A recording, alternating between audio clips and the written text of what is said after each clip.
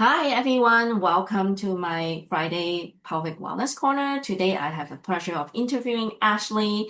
Ashley is a somatic body-based life coach and she guides clients through transformation so they can feel better in their body and mind, so to live a happier life. And she has been a coach for over 13 years. She started in health and wellness coaching about 5 years ago to help people form a deeper and emotional somatic experience, including breathwork, aromatherapy, and body-based modalities.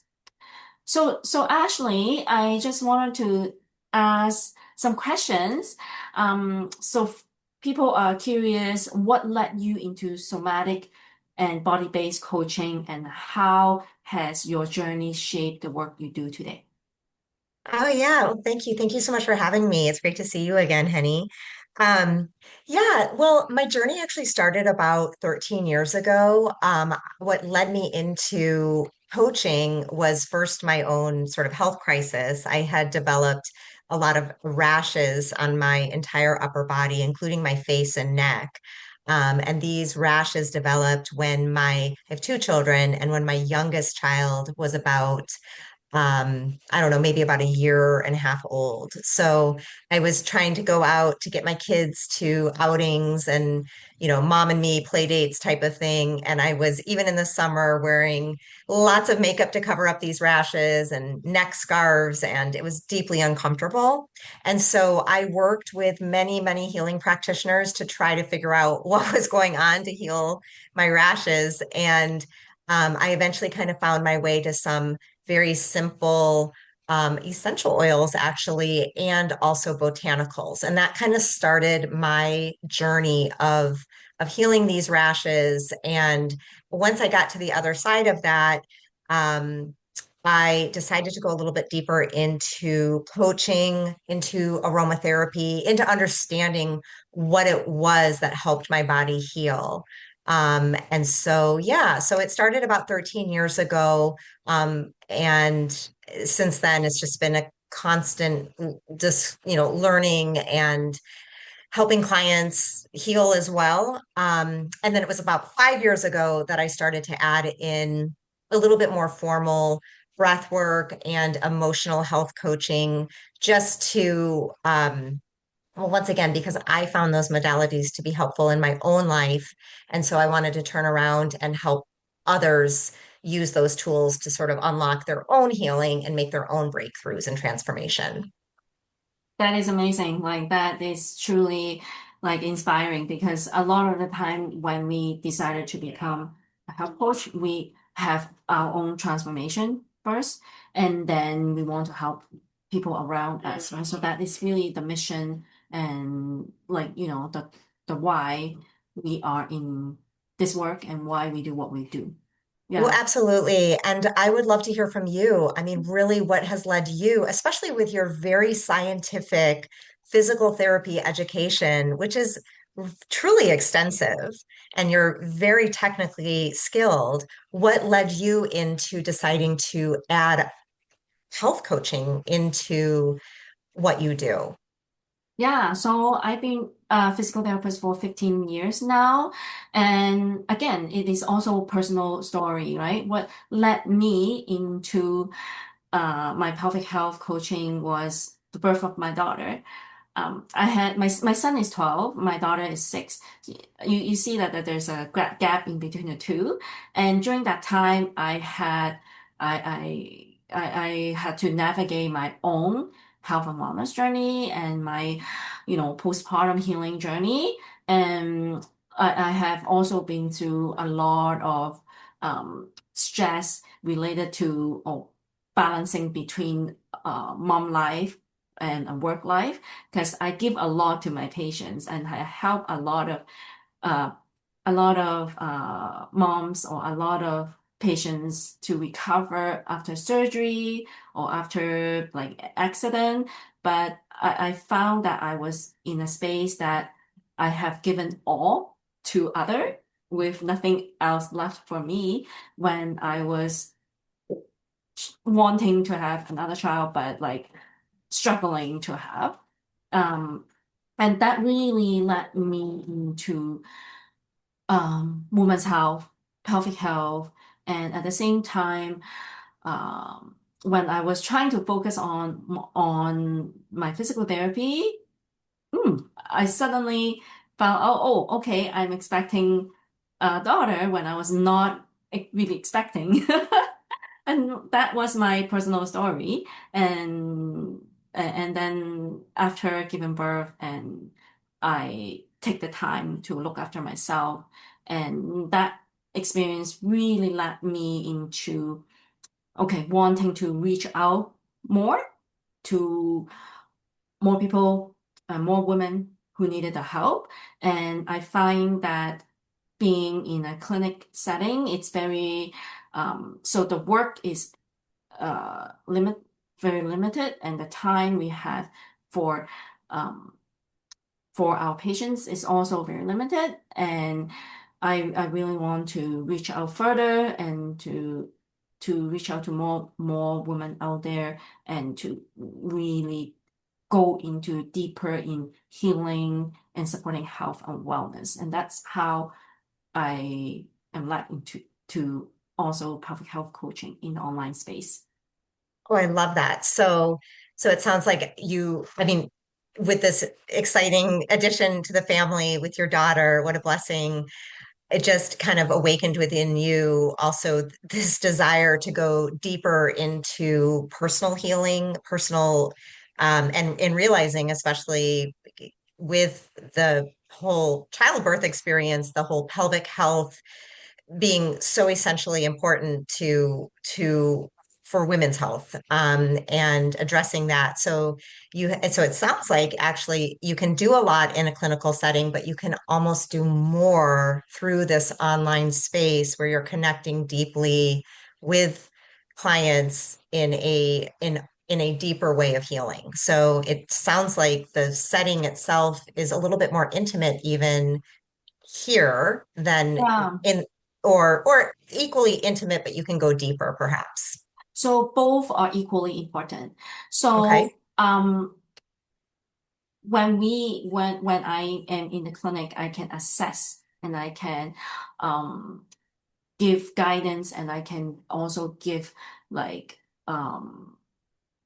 treatment and education. But sometimes I don't get to know the root cause of what I see. So in a clinical setting, it is really addressing muscle misalignment or um, body like functions, and also addressing their symptoms, and also giving exercises. But what is really missing is what were the cause of it. And a lot of the time, it is really the past trauma, what they had experienced emotionally, and also the support that they have from behind. So we only see what is on the surface in the clinic, and we can assess, we can treat what's on the surface. But in in the online space, when we are more in a private setting, when women feel more comfortable when they're at home, they often tell me more, and then we can actually address their from the root cause. And I guide them through my pelvic wellness wheel, which is as important as a blood test at the doctor's office from each and area, each aspect of their life. And then oftentimes, then I will see the cause of the symptoms that they present in the clinic. So so that it really ties together.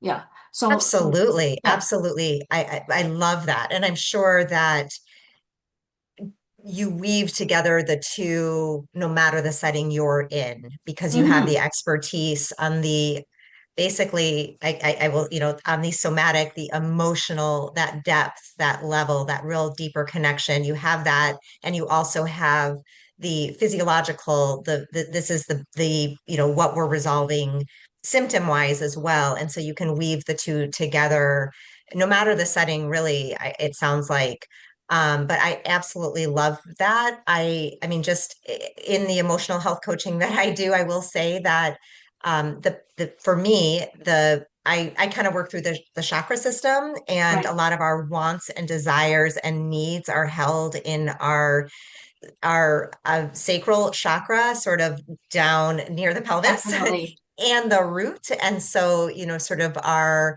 nuclear family, our core family, how we grew up, a lot of deep core memories, experiences there, and then that extra level of true needs, true desires, true wants, the truth. A lot is held right in this area. And so the pelvic health, like I just love what you do in the world to help women heal and speak what is going on so that that real deep healing can happen, both physiologically and emotionally. And that's really amazing that you're equipped professionally to do that for people. Yeah, because a lot of the time people feel that they're alone and they will think that, oh, I'm the only person who have this and I cannot share. And I don't want to let people know I have this. So, but really, women needs to know that they are not alone in their health and wellness journey, and they can be better supported in a community setting. And and also some people they felt that, oh, this is something private. This is something that I this is something private and I do not want to be in a coaching setting. So they have to understand that it definitely it is private and but that doesn't mean that you have to handle it on your own. So um you know in in the coaching setting, in a one-on-one coaching setting, it's all private. So nothing is being shared at all with the community, but then they also get the community support. So they have to understand that nothing that they have to be worry about, and you can have your own you can have privacy and you can still have the community support. Love it. So you offer both, it sounds like. Yeah, Yes, yeah, one-on-one and then yeah, a community. definitely. But whatever's, I mean, of course, you have that privacy between the one-on-one, and then if people want to share whatever information that they feel that they're welcome to in the community. But again, it definitely helps to have both, really. I find the same. For myself personally, sometimes I really want one-on-one, and Right. sometimes I really want to be in a group. I like it. I like it both. So it makes sense. So that kind of makes me wonder. I mean, I know that you definitely work with mothers who are postpartum, but really tell me about who you serve. Like, who is your clientele? Is it um, mostly postpartum, or do you, I mean, I know that I know people of all ages, young to postmenopausal, who are definitely have pelvic health symptoms going Yeah, on and they don't know where to turn. 100%. So I see a lot of women, they didn't want to reach out because they thought, oh, pelvic health is only for postpartum or only for people who have been through pregnancy. But that is totally not true. So women, doesn't matter what age or what life stage we are in, pelvic health is important for us. So I don't want them to feel that, oh, it's too late or it's too late or your problem it's not because of it's not pregnancy related, so it is not in your area to fix me. So I want people to understand that that is all not true. So people should feel free to reach out if you have chronic pain, leaks, or pressure down there. They should reach out and um, yeah, in any way that they can, just to so then they they will be heard and they will be treated and they will be supported. So yeah, Okay, totally. And that's really good to know. I mean, things like chronic pain is a symptom to, hey, reach out, or leaks. I mean, you're laughing and something happens, or you're exercising, and these are areas that people can reach out to you for support and help and guidance in. Um, and then there's the chronic pain, leaks, and there was something else that you said. Oh, pressure, even feeling pressure, which is very Yeah, important, lifting, very interesting. heavy Yeah, lifting, right? Yeah, yeah, yeah. yeah.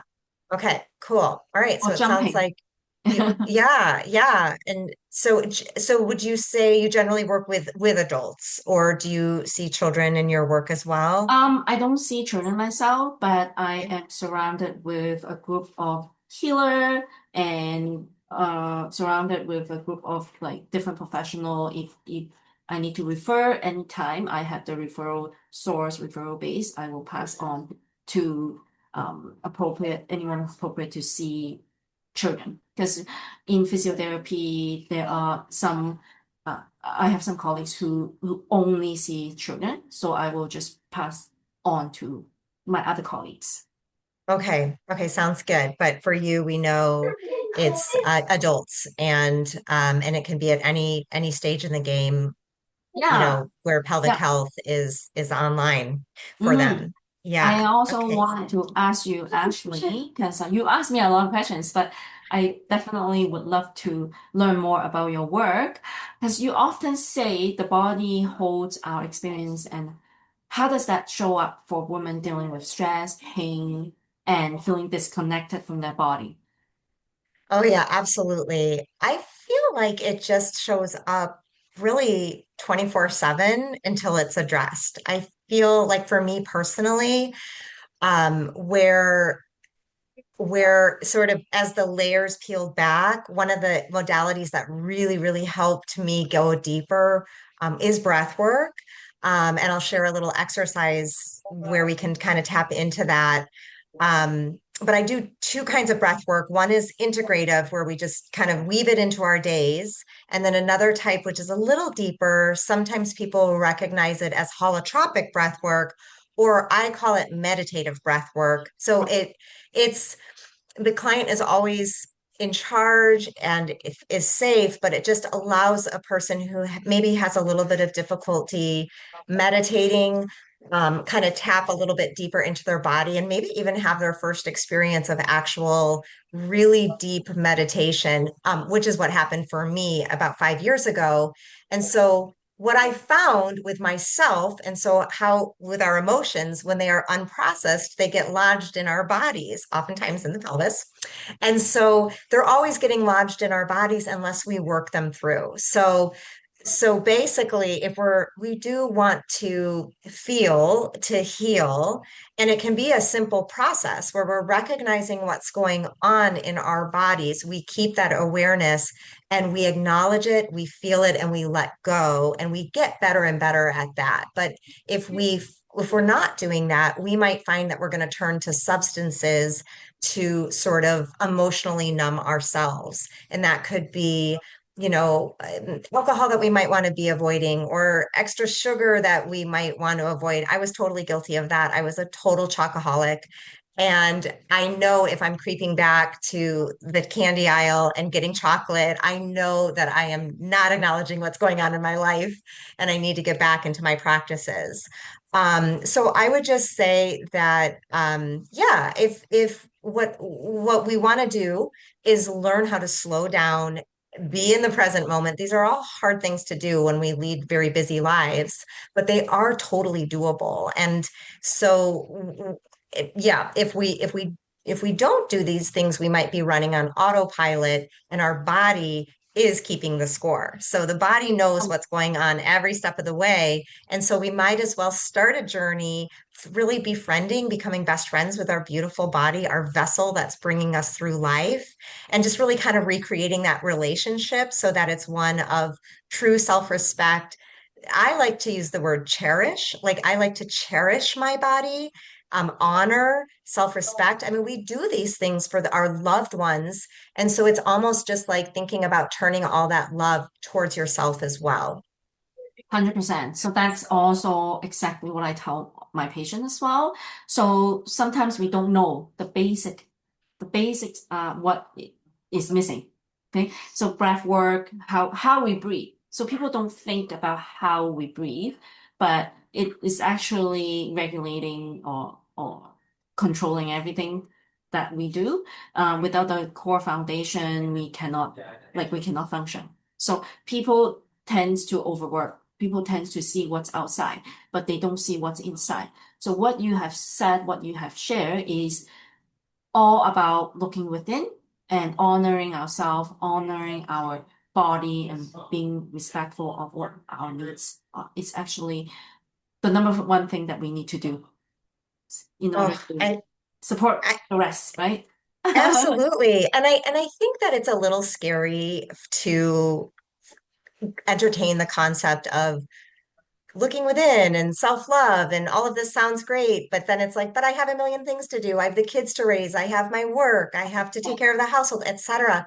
The reality is that I've lived in several hundred clients I've worked with through the years is that actually as we do cultivate those practices, these healthy practices and fall into these pieces, they integrate seamlessly into our already busy lives and they just allow us to experience our lives so that when the year passes, when we get to the end of this year, we don't look back and say, hey, what happened?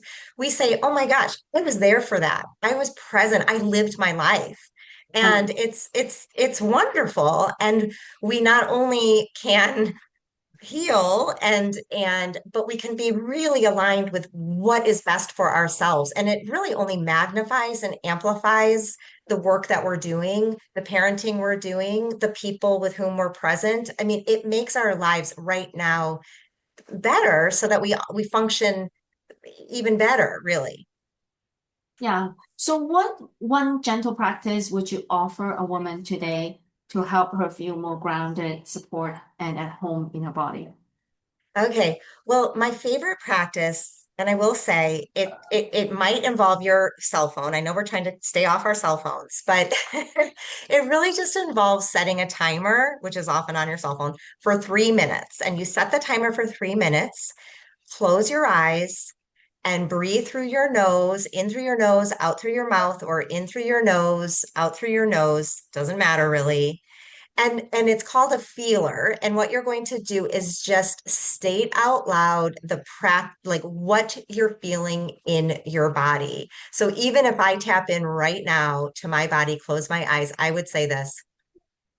I can feel a little bit of tension in my right hip flexor. My little right hip flexor is talking to me right now.